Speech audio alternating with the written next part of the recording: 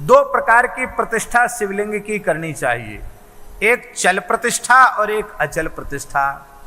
आप सदा सर्वदा घूमते फिरते रहते हैं तो अपने साथ में सचल शिवलिंग की पूजा करनी चाहिए, चलता फिरता।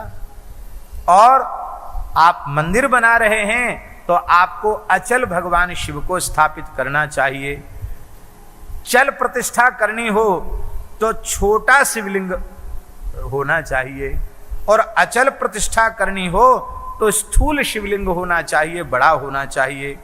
उत्तम लक्षणों से युक्त शिवलिंग पीठ की स्थापना करनी चाहिए। शिवलिंग का पीठ गोल मंडलाकार होना चाहिए। जो जलहरी है या तो गोल होनी चाहिए या फिर चौकोर होनी चाहिए, ऐसे चौकोर और सामने जलहरी, अथवा त्रिकोण होनी चाहिए, इधर ऐसे और फिर ऐसे त्रिकोण।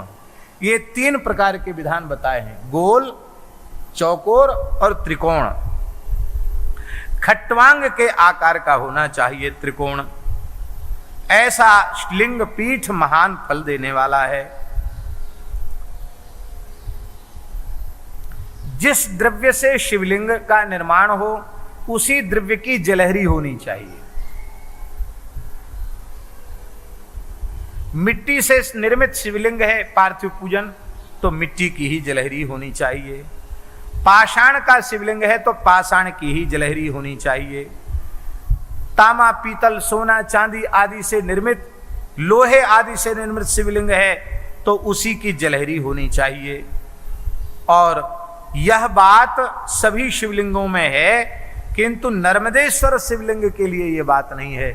नर्मदेश्वर शिवलिंग में आप किसी भी धातु का पीठ बना सकते हैं, आप चाहें तो नर्मदेश्वर शिवलिंग में आप सोने की जलहरी बना लो, चांदी की बना लो, पीतल की बना लो, आपकी जैसी सामर्थ्य हो। स्फटिक मणि की बना लो जलहरी।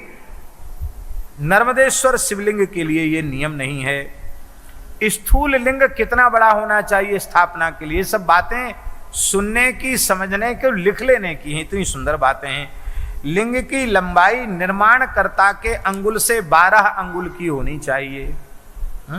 ये 12 अंगुल हो गया, ये इतना 12 अंगुल हो गया। 12 अंगुल जो व्यक्ति स्थापना करता उसके अंगुल से 12 अंगुल की होनी चाहिए। इससे कम होगा तो न्यून फल होगा, इससे कम अंगुल नहीं होना चाहिए। और इससे बड़ा बोले कर्तुरे कांगुलन न्यूनम चरे पिच तथई वही, कहते इससे बड़ा फिर चाहे जितना बड़ा चल जाएगा। अचल स्थापना में कम से कम 12 अंगुल का शिवलिंग होना चाहिए। बड़ा हो तो बड़े से बड़ा भी चलेगा, लेकिन 12 अंगुल से छोटा नहीं होना चाहिए। और साथ में जो सेवा पूजा ले चलते हैं उसमें 1 अंगुल से छोटा नहीं होना चाहिए, 1 अंगुल से ऊंचा हो, वो शिवलिंग साथ में सेवा पूजा में विराजमान रह सकता है। और महाराज जी यहाँ तो लिखा है कि जहाँ शिवलिंग की स्थापना करनी हो वहाँ के भूमि पूजन में गर्भगृह में नीलम, पन्ना, बैदूर्य, हीरे जवाहरात, मूंगा, मोती, गोमेद, इन सब नवरत्नों को उसमें विराजमान करना चाहिए। कैसे कैसे वहाँ की पूजा करनी चाहिए, सद्योजात आदि मंत्रों का भी उपदेश किया है। इन मंत्रों से और उसके गर्भगृह का पूजन करके प्रतिष्ठा करनी चाहिए।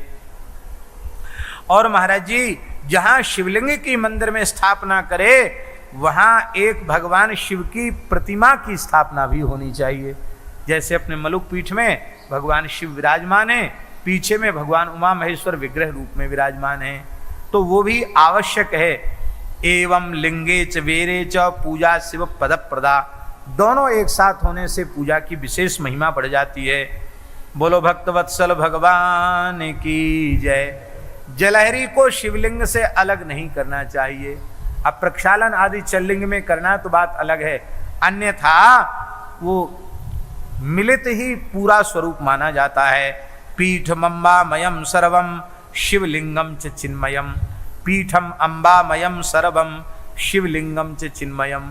पीठम अम्बामयम सर्वम, वो पीठ जो जलहरी है साक्षात भगवती पार्वती का स्वरूप है और शिवलिंग साक्षात भगवान शिव का स्वरूप है। इसलिए शिवलिंग की पूजा करने से भगवान गौरी शंकर का पूजन हो जाता है।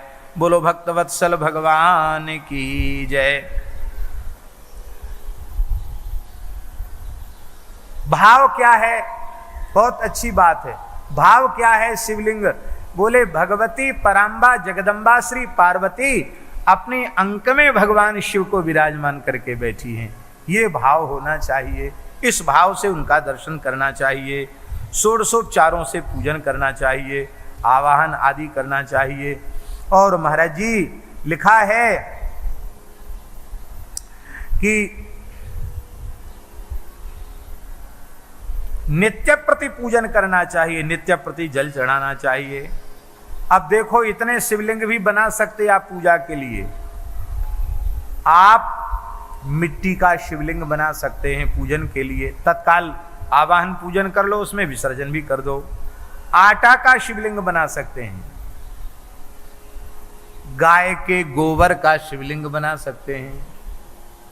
गाय के गोबर की तो बड़ी सुंदर सुंदर प्रतिमाएं आजकल लोग बना रहे हैं। गाय के गोबर के शिवलिंग का भी शिव पुराण में वर्णन है।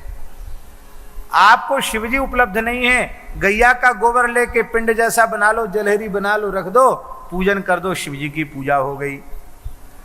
पुष्पों का शिवलिंग बना सकते हैं, फूलों को ही जलहरी बना के और फूलों को इस आकार में गूंथ करके फूलों को रख दो कि शिवलिंग बन जाए।